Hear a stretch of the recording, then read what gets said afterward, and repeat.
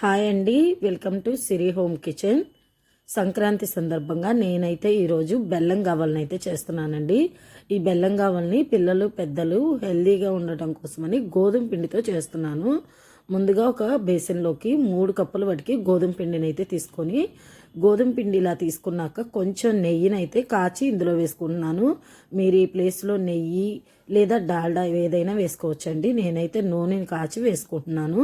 వెన్నపూసను కూడా వేసుకోవచ్చు, మరింత క్రిస్పీగా వస్తాయి, లోపల బోల్తనం అనేది వస్తుంది. ఇలా ఆయిల్ అంతా పిండికి పట్టేలాగా ముందు బాగా కలుపుకొని దీనిలోకి కొంచెం సోడా ఉప్పు, కొంచెం సాల్ట్ని వేసుకొని పిండి మొత్తానికి బాగా కలిసేలా కలుపుకొని కొంచెం కొంచెం వాటర్ అయితే యాడ్ చేసుకుంటూ పిండిని అయితే గట్టిగా కలుపుకోవాలండి. పిండి చాలా గట్టిగా ఉండాలి, మన పూరి పిండి కన్నా కొంచెం గట్టిగా ఉండాలి. చూడండి, ఇలా విరిస్తే పిండి ఇలా కనిపించాలి. దీన్ని బాగా ఒత్తుకోవాలి. పిండి గట్టిగా ఉంటే కనుక మీకు గవ్వలు అనేవి చాలా క్రిస్పీగా వస్తాయి లోపల. ఇలా ఒత్తుకున్న పిండిని మనం ఇప్పుడు పిండి కలుపుకున్న బేసిన్లోకి మైదాని వేసుకోవాలి. గవ్వలు మనం పిండి అయితే గోధుమ పిండితో కలుపుకున్నాం, కానీ గవ్వలు చేసేటప్పుడు మైదాతో చేసుకోవాలి. మైదా పిండి వేసి ఇలా గవ్వల్ని ఒత్తుకోవటం వల్ల ఒకదానికొకటి గవ్వలు అనేవి అస్సలు అంటుకోకుండా వస్తాయి. కొంచెం పిండిని తీసుకొని కొంచెం మైదా వేసుకొని ఇలా ఒత్తుకొని చిన్న చిన్న పీసెస్గా కట్ చేసుకొని మనం గవ్వలు ఒత్తుకునేది ఉంటుంది కదండి, దాని మీదకి పెట్టి దాని మీద మైదా చల్లుకొని ఇలా బురటన్ వెళ్తే ఇలా ఒత్తుకోవటం, అంతేనండి. ఈజీగా అయితే రెడీ అయిపోతాయి. అన్నిటినీ మీరు ప్రిపేర్ చేసి ఒకదాని మీద ఒకటి వేసుకున్నా సరే అంటుకోవు. కొంచెం కొంచెం వీటి మీద మైదా వేసుకుంటూ మాత్రమే ఒత్తుకోవాలి. మైదా లేదు అంటే కనుక ఒకదానికొకటి అంటుకుపోతాయి. ఇలా ప్రిపేర్ అయితే చేసుకోవాలి. మనం మొత్తం పిండిని ప్రిపేర్ చేసి పక్కన పెట్టుకోవచ్చు. ఇవన్నీ ప్రిపేర్ చేసుకునే లోపు మీరు చక్కగా స్టవ్ మీద ఆయిల్ని పెట్టి మీడియం ఫ్లేమ్లో పెట్టి ఆయిల్ని బాగా మరిగించుకోవచ్చు. ఇక్కడ చూడండి, ఇలాగే ఒత్తుకోవాలి. ఇలా ఒత్తుకోవటం వల్ల ఈజీగా తొందరగా అయిపోతుంది.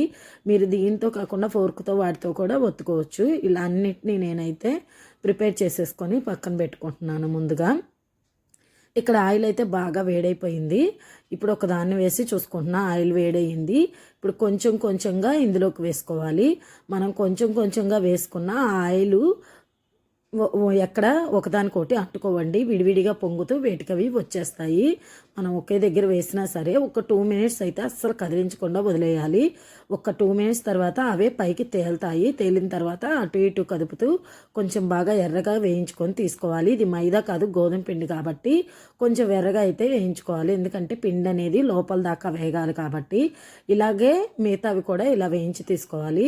మనం వేసుకునేటప్పుడు హైలో ఉంచి తర్వాత స్టవ్ని 2 మినిట్స్ తర్వాత మీడియం ఫ్లేమ్లోకి మార్చుకొని వేయించుకోవాలి. ఎందుకంటే గోధుమ పిండి లోపల దాకా వేగాలి కాబట్టి బాగా అలా వేయించుకోవాలి. అదే మనకి మైదా అయితే కనుక తెల్లగా వస్తాయి. ఇది గోధుమ పిండి కాబట్టి కొంచెం ఎర్రగా అయితే కనిపిస్తాయి మీకు. ఇలా ఎర్రగా వేయించి పక్కన పెట్టుకోవాలి. ఎర్రగా వేయించుకొని అన్నిటినీ పక్కన పెట్టుకొని ఇవి బాగా చల్లారనివ్వాలి. ముందు గవ్వలు ఒకదానికొకటి అంటుకోకుండా ఉండాలి అంటే ఈ గవ్వలన్నీ చల్లారాక మాత్రమే మనం బెల్లం పాకంలోకి అయితే వేసుకోవాలి. ఈ విషయాన్ని మాత్రం బాగా గుర్తుపెట్టుకోండి. వేడివేడి గవ్వలు కనుక పాకంలో వేస్తే ఒకదానికొకటి బాగా అంటుకుపోతాయి.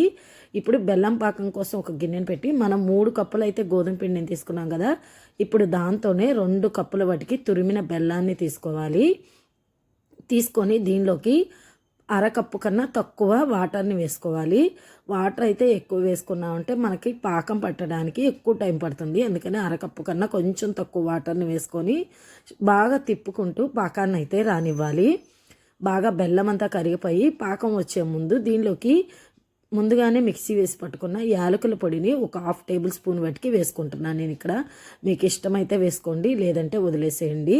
ఇలాగా బాగా కాగాక ఇలా వాటర్లో వేసి నేనైతే పాకాన్ని చూపిస్తున్నా. చూడండి, ఇక్కడైతే పాకం అయితే రాలేదు, చేతిలో తీస్తుంటే ఇలా జారిపోతుంది. బెల్లాన్ని పాకాన్ని చెక్ చేసేటప్పుడు 2 మినిట్స్కి ఒకసారి కంపల్సరీ చెక్ చేయాలి, లేదంటే గట్టి పడిపోతుంది. ఇప్పుడైతే నాకు చూడండి ఇలా ముద్దలా చేతిలోకి వచ్చింది. ఇదే ముద్ర మళ్ళీ ప్లేట్లో వేసిన ముద్దలా ఇలా ఉందంటే కరెక్ట్గా మనకు పాకం అనేది వచ్చినట్టు. ఇప్పుడు స్టవ్ ఆఫ్ చేసుకొని పాకం గిన్నెని కిందకి పక్కన పెట్టేసుకొని దీనిలోకి మనము ముందుగానే వేయించి పెట్టుకున్న గవ్వల్ని కొంచెం కొంచెంగా అన్నిటినీ వేసేసుకోవాలి. అన్నిటినీ వేసుకొని ఒకసారి తిప్పుతున్నప్పుడు 1 టేబుల్ స్పూన్ వాటికి నెయ్యిని కూడా వేసుకోవాలి. ఇలా నెయ్యి వేసుకోవటం వల్ల గవ్వలు అనేవి ఒకదానికి ఒకటి అంటకుండా ఉంటాయండి. అన్నిటినీ బాగా కలుపుకొని పాకం బాగా పట్టేలా కలుపుకోవాలి. ఇలా చూడండి, కలిపేటప్పుడు కొంచెం కష్టంగా అయితే ఉంటుంది. అన్ని గవ్వలకి పాకాన్ని పట్టించి పక్కన పెట్టుకొని చల్లారాక సర్వ్ చేసుకోవటమే, అంతేనండి. ఈ మధ్యలో కూడా ఒక 2 సార్లు కదుపుతూ ఉండాలి. అప్పుడే గవ్వలు అనేవి ఒకదానికి ఒకటి అంటుకోకుండా విడివిడిగా వస్తాయి. ఈ రెసిపీని ట్రై చేసి మీకు ఎలా వచ్చిందో కామెంట్స్లో చెప్పండి. ఈ వీడియో నచ్చితే లైక్, షేర్